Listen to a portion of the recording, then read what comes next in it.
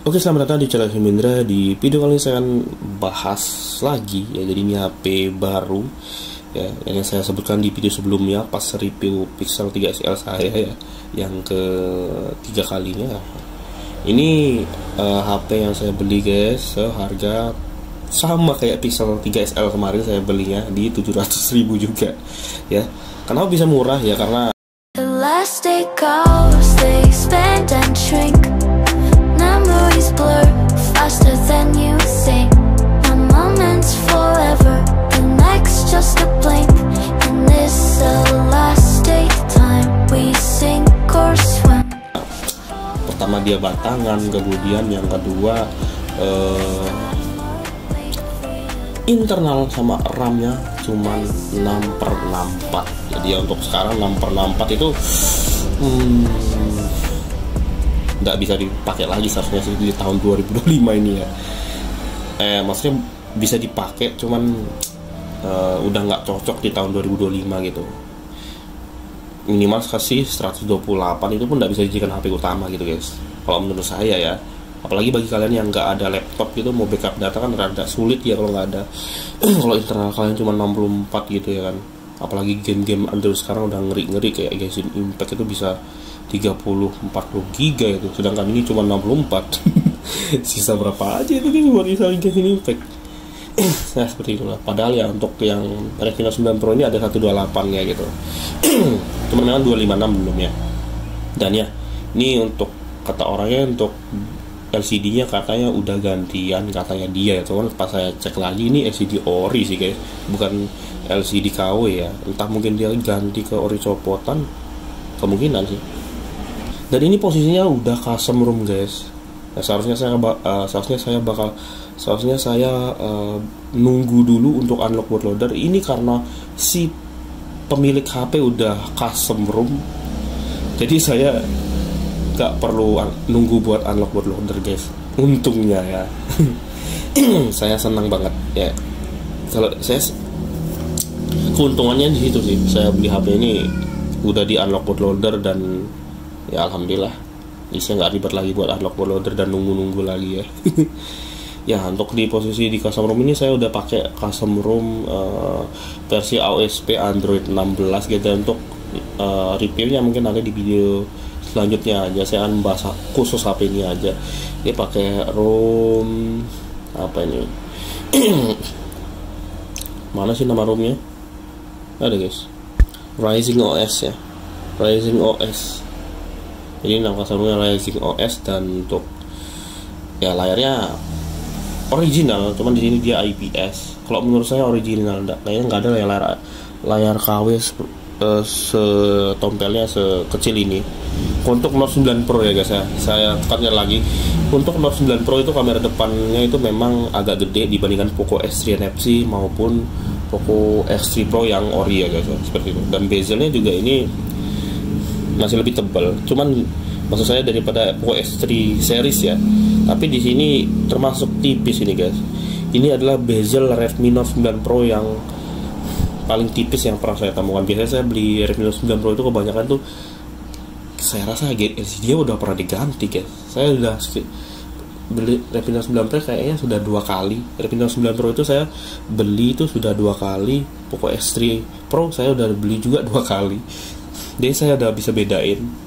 Saya dapat yang kemarin, dapat yang KW. Untuk Note 9 Pro saya 2 kali dapat LCD KW. Kemudian untuk Poco X3 Pro itu sekali LCD KW dan sekali LCD ori. Dan saya udah jual kemarin. Oh ya, BTW untuk performa untuk Snapdragon 720G di Redmi Note 9 Pro ya, dengan RAM 6GB nya, itu menurut saya untuk tahun 2025 ini kurang guys. Apalagi kalau misalnya kita instalkan custom ROM versi MIUI gitu ya kan, versi apalagi HyperOS. Saya belum coba yang versi HyperOS. Ada sih di Telegram untuk versi HyperOS 2 dan HyperOS 1, tapi saya belum coba. Kemarin terakhir kali pas pertama saya beli pas pertama saya beli HP ini, orangnya memang udah instalkan HP ini ke ROM MIUI Min kalau nggak salah ya, saya lupa MIUI apa namanya. itu dia pakai base MIUI versi China kok salah. Itu nge-lag guys, saya udah coba dan itu nge-lag banget. Jadi saya berpikiran buat ganti ke custom ROM. Waktu itu saya coba buat download custom ROM AOSP, cuman banyak linknya yang berat itu, jadi pas saya download itu gagal terus dan lambat banget downloadnya. Jadi saya cari link yang agak gampangan, saya ketemunya itu custom ROM Color OS 15 malah. Oxygen OS 15, dan setelah saya coba ternyata tetap berat ya. Jadi saya coba cari custom ROM base AOSP lain dan ketemunya yang versi terbaru, dan ketemunya ini ya, Rising OS versi Android di Android 16 ini guys. Sebenarnya ada yang versi Androidnya lebih rendah, kemungkinan itu mungkin bisa lebih ringan dibanding yang versi Android 16 ini, yaitu Pixel Experience yang versi Android 13. Itu saya udah download juga untuk custom ROM-nya, cuman saya belum install, nanti lah. Dan untuk HyperOS 2 juga saya sempat download, dan nanti akan saya coba semua lah, intinya yang mana yang paling enak ya. Kalau untuk kalian pengen HP kalian tuh smooth, untuk semua HP lah ya, bukan cuman si Redmi Note 9 Pro ini aja, semua HP kalau kalian pengen smooth itu kalian tuh harus install custom ROM yang base-nya AOSP. Jangan install custom ROM yang base-nya MIUI lagi, justru malah makin berat guys. Iya beneran. Ya untuk saat ini, untuk si Poco F7 saya tuh belum ada custom ROM yang base-nya AOSP ya, masih dikembangkan sampai sekarang. Jadi untuk Poco F7 saya masih pakaikan ROM bawaan. Sebenarnya bisa dibilang bukan ROM bawaan sih ya, untuk Poco F7 saya ini dia pakai ini ROM EU atau Eropa. Jadi ini dikhususkan sebenarnya ini ROM global, cuman dia ROM Eropa, jadi ROM resmi tapi Eropa. Jadi untuk orang Eropa aja gitu, cuma masih bisa dipakai untuk semua negara ya.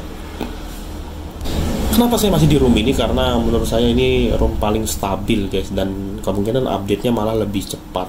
Tapi saya nggak tahu apakah lebih cepat daripada ROM Indo, karena isu-isunya HyperOS 3 bakalan muncul ya guys ya. Untuk pembaruan HyperOS 3 bakal muncul untuk si Poco F7 ini di bulan ini juga, dan saya akan tunggu, mudahan keduluan dapat ya untuk ROM Eropa ya guys, mudah-mudahan. Tapi malah nanti duluan ROM Indo kayak mana ya. Itu dia. Oke, kita lanjut ke si Redmi Note 9 Pro nya. Nah, untuk saat ini saya masih pakai ROM AOSP yang ini guys, yang versi Android 16 Rising OS ini. Nanti saya mungkin akan coba ROM-ROM yang lebih ringan lagi ya. Intinya harus ROM AOSP guys. Dan saya belum nyoba sih untuk ROM bawaan dari si Redmi Note 9 Pro ini, yang kayaknya mentoknya di MIUI 14 kayaknya guys ya, di Android 13 oh, saya lupa ya untuk MIUI 14 mentoknya di Android berapa, 12 apa 13 ya guys, 14 ya. Android 14 itu HyperOS 1 kan guys, lupa saya. HyperOS 1 ya bener, HyperOS 1, kemudian untuk Android 13 itu MIUI 14. Nggak salah ya, saya lupa guys, sorry. Ya seperti itu guys. Dan untuk fitur-fitur dan lain-lain nanti saya bahas di video selanjutnya. Untuk kamera dan lain-lain masih oke sih apa nih guys.